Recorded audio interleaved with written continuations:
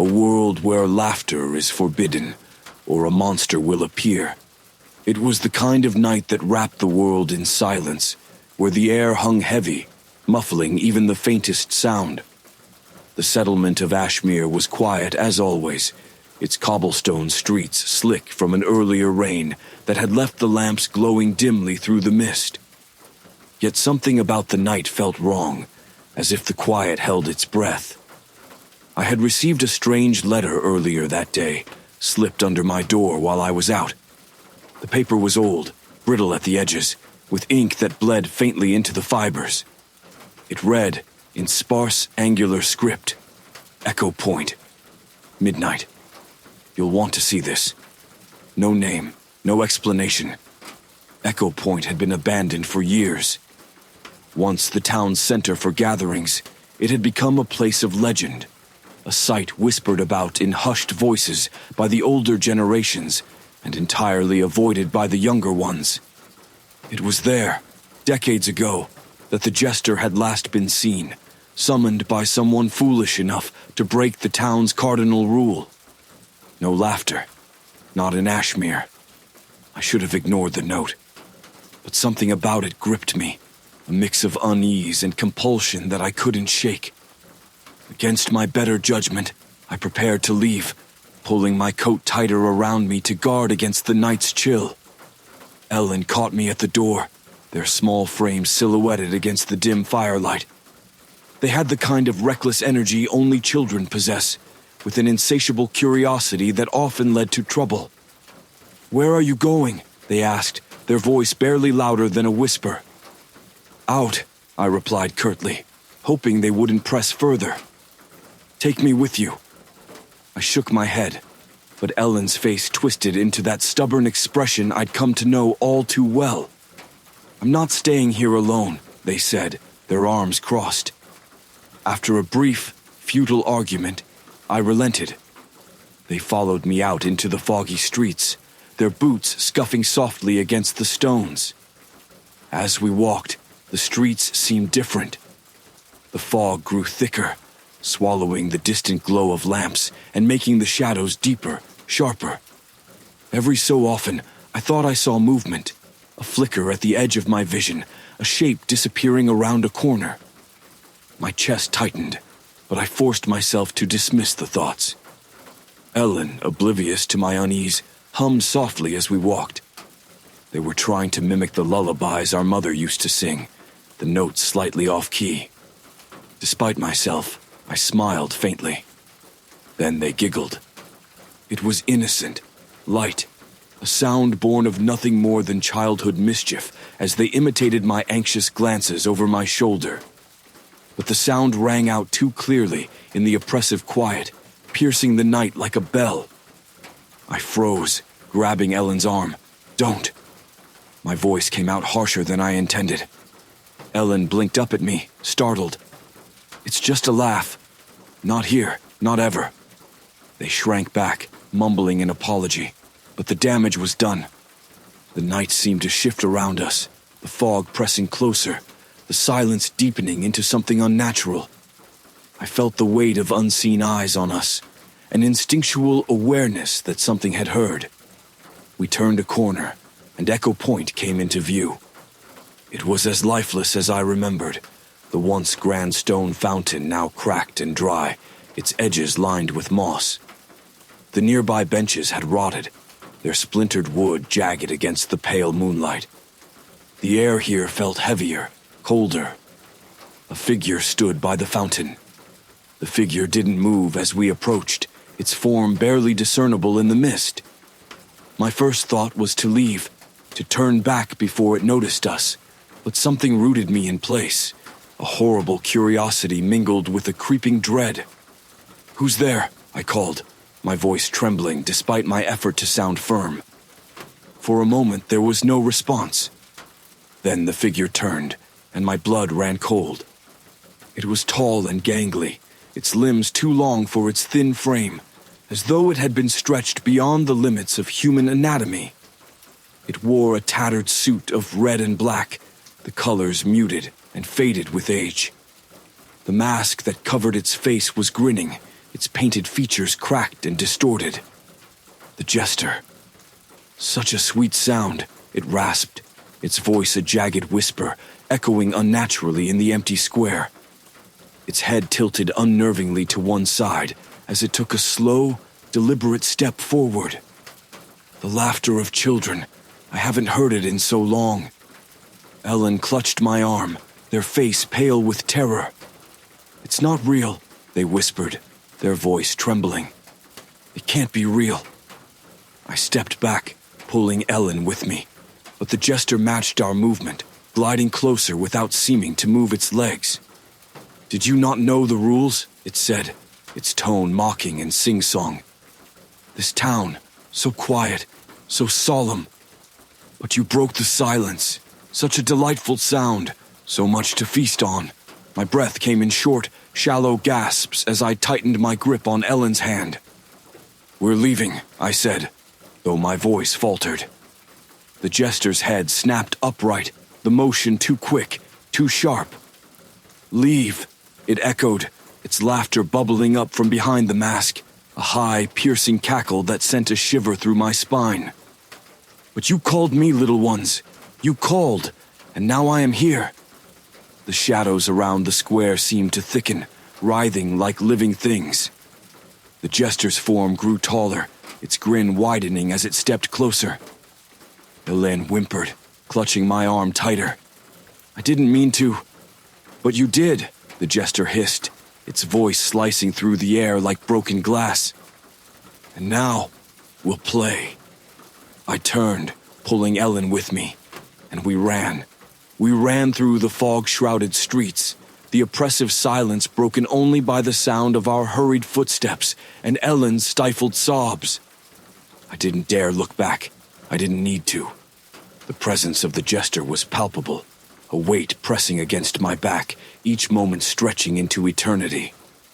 The town had changed. It was subtle at first. Familiar streets seemed narrower, the gaps between the houses darker. The lamps, which had shone faintly through the mist, flickered and died one by one as we passed. Shadows grew bolder, stretching and twisting unnaturally, as if alive. Ellen stumbled, and I caught their arm, hoisting them upright.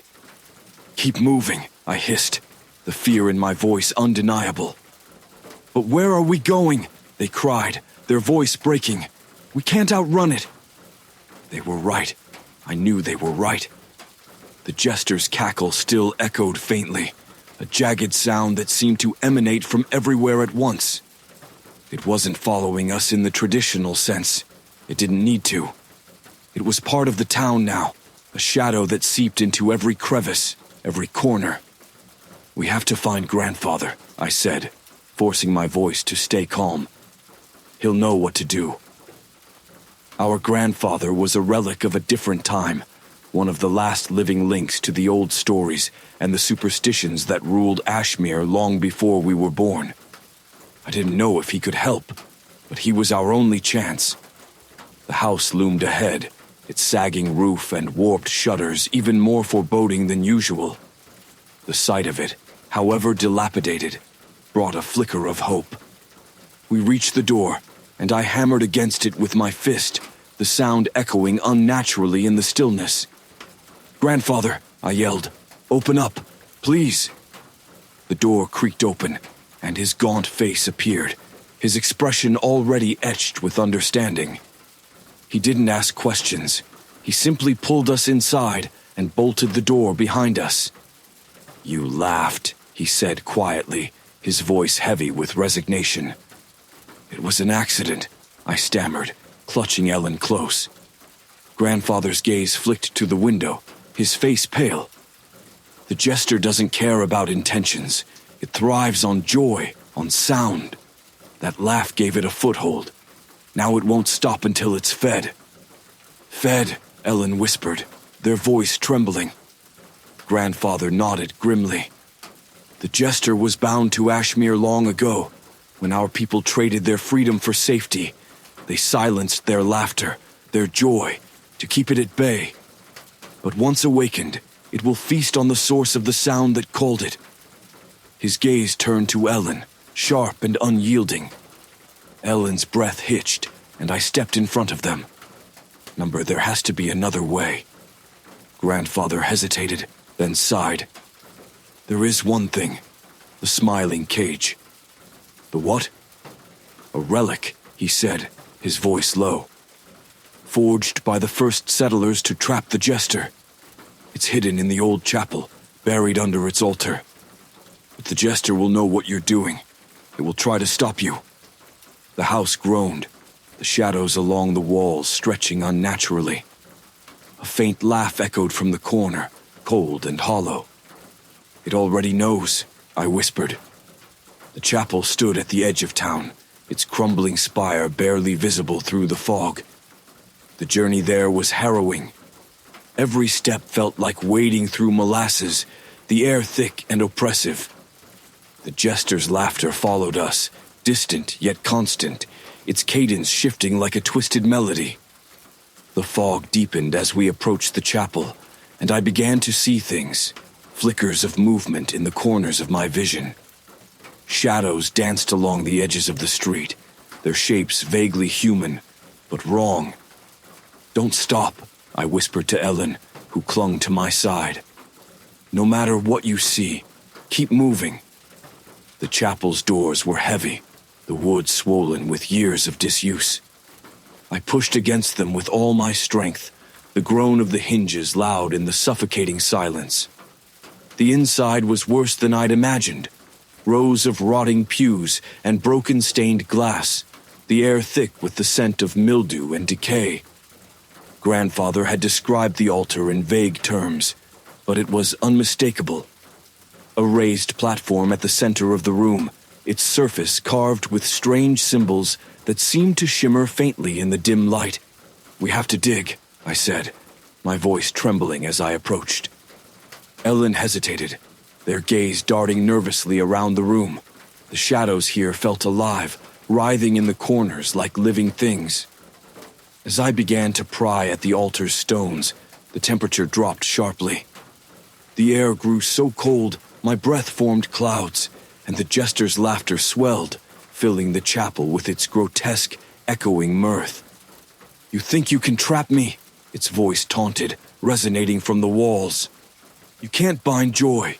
You can't cage laughter. The stones shifted beneath my hands, revealing a hollow space. Inside was the smiling cage, a small, intricate device of silver and glass, its center glowing faintly with a cold white light. The moment I touched it, the laughter stopped. A heavy silence fell over the room, the kind that makes your ears ring. Then, slowly, the jester emerged from the shadows, its form more monstrous than before. Its mask grinned wider, its limbs twisted and broken, moving with an unnatural fluidity. You dare, it hissed, its voice reverberating with rage. I held the cage tightly, its light growing brighter as the jester advanced. It lunged, and the room erupted into chaos, the pews splintering, the air alive with shadows. Keep it back, I screamed at Ellen, who grabbed a broken piece of wood and swung wildly at the encroaching shadows. I placed the cage on the altar, its light now blinding. The jester howled, its form dissolving into a swirling mass of darkness. With trembling hands, I twisted the cage's mechanism, locking it into place. The light flared, and the jester let out a final, ear-splitting wail before vanishing into the cage, its twisted grin frozen behind the glass. The chapel fell silent. We had won, or so I thought. The silence after the jester's wail was deafening. It was the kind of stillness that felt unnatural, as if the world itself had paused to catch its breath. My heart thundered in my chest as I stared at the smiling cage on the altar. Its silver frame pulsed faintly, the glow at its core shifting and flickering like a trapped ember. Ellen stood beside me, their face pale, their breaths ragged. Is it gone? I couldn't answer. The jester's presence had vanished, yes, but the chapel still felt wrong. The air remained cold and heavy, the shadows on the walls trembling as if reluctant to fade completely. I picked up the cage, its surface warm now, vibrating faintly in my hands like a living thing. "It's contained," I said finally, though the words felt hollow. We left the chapel quickly, the sense of being watched pressing against my back with every step. Outside, the fog had thinned, the oppressive silence lifting just enough for the faint sounds of the town to return, the creak of wood, the distant rustle of leaves. For the first time in what felt like hours, I exhaled deeply. "Let's go home," I said, gripping Ellen's shoulder. Grandfather was waiting when we returned, his expression grim as I placed the cage on the table. Its faint glow bathed the room in an eerie light, casting long, twisting shadows on the walls. He didn't ask if we had succeeded. The look in his eyes told me he already knew. "You've done well," he said quietly, though his tone carried little relief. He reached out to touch the cage but hesitated, his hand hovering above it. "It's bound, but it's not over." "What do you mean?" I asked, dread pooling in my stomach. "The jester is trapped, yes," he said, his voice low and somber. "But its essence lingers. The cage holds it for now, but its power, it doesn't fade so easily." He gestured to the shadows on the walls, which seemed to move even without the flicker of the fireplace. "It leaves a mark, a stain on those who call it." I didn't understand at first, but then I noticed the reflection in the window. My own face stared back at me, pale and gaunt. But there was something wrong, the faintest hint of a grin. I turned away quickly, my heart racing. It must have been a trick of the light, I told myself. But deep down, I knew better. Grandfather continued, his voice weighted with warning. "The cage must never be opened. Not for any reason. You've bound the jester, but if the lock is broken, it will return, stronger, hungrier, and with nothing to stop it." I nodded numbly, but his words felt distant, like echoes bouncing off the edges of my mind. My gaze kept drifting back to the cage, its glow hypnotic, its warmth seeping into the room. It felt alive, aware, like it was watching me as much as I was watching it. That night I barely slept. The house was quiet, but the quiet was wrong, too absolute, like a vacuum that threatened to swallow me whole. When I closed my eyes, I saw it. The jester's mask, its cracked grin and hollow eyes burned into the darkness behind my lids. And then came the laughter. Faint at first, barely audible, but unmistakable. It wasn't Ellen's laugh, or even the jester's high-pitched cackle. It was mine. I shot upright, my chest heaving.